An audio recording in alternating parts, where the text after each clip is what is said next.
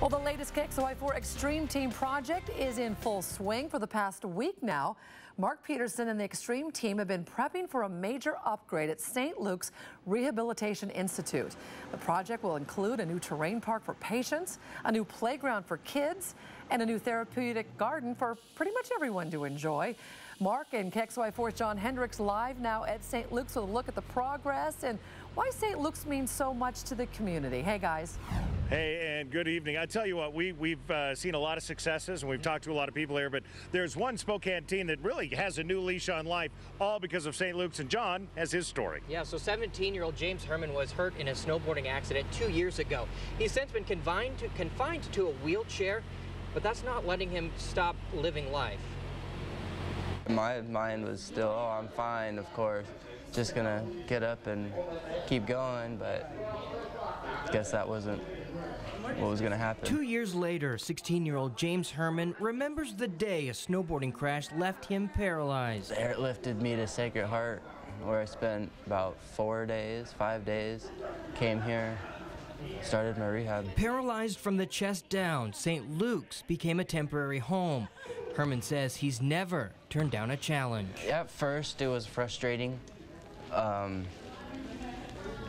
not being able to do stuff regularly. And this challenge would be no different. He's very motivated to get back to those things that he loved to do, so which makes our job really easy. Candace Belcourt, the coordinator of Team St. Luke's, was by his side every step of the way. Obviously, when he first came in, he was incredibly overwhelmed. His life just got turned upside down. About a week later, they got me, sitting up and figuring stuff out, and they got me in a chair for the first time, and that was really a big step. 2 years after the crash, James has returned to the slopes. Going up the lift for the first time, that was really awesome. Although the equipment is different, he says that doesn't matter.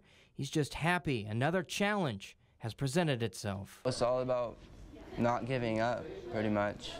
It's how you choose to live your life. I mean, you could be all sad about it, or you can do something about it. He just provides that motivation. For one, he's so young, but he's still so positive and still is striving for those goals that he has personally. Like, I wouldn't be where I'm at in life if it wasn't for them.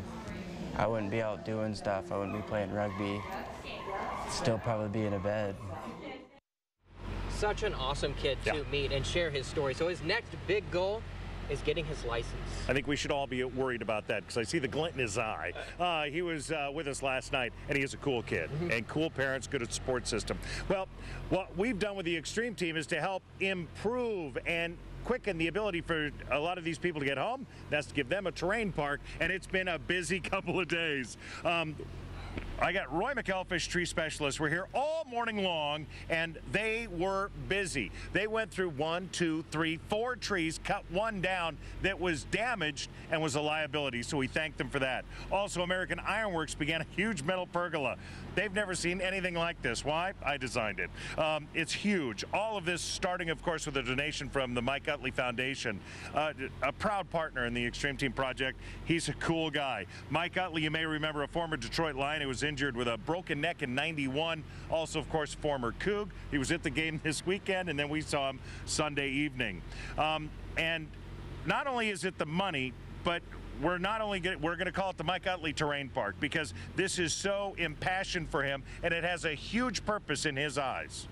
Giving people a chance to learn basic skills here. This is what a rehab's all about, is giving you the basic skills for you to go home and start living a productive life again.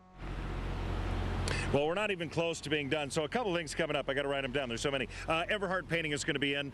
We also have muralists that are going to start their project.